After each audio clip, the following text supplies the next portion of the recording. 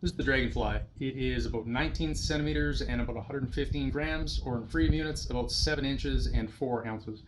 It has this fuller, as we see on the Bo-Dashi. It is tapered down the length of it, as well as over the top of it. And it has the Dashi style point that we saw on the Bo-Dashi. It is a very advanced Shuriken, and there's some tricks of throwing it. And what it's capable of doing when you figure those tricks out is pretty interesting.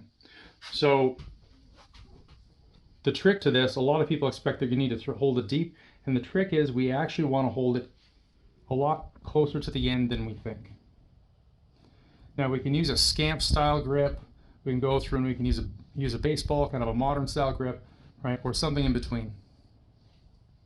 So I'm going to show you some of the wrist action, and I'm going to use my personal one instead of a brand new one.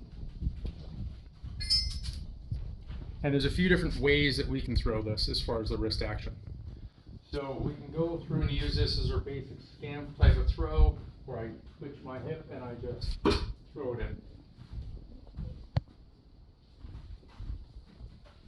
Right, I can just let it go.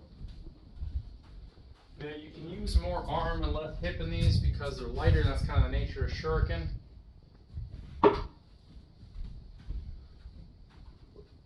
We can go through and we can drive off of our rear foot. As such, we can also have it so that we create like a shuttle with our arm, and we're further back, driving on that rear foot and throwing it through.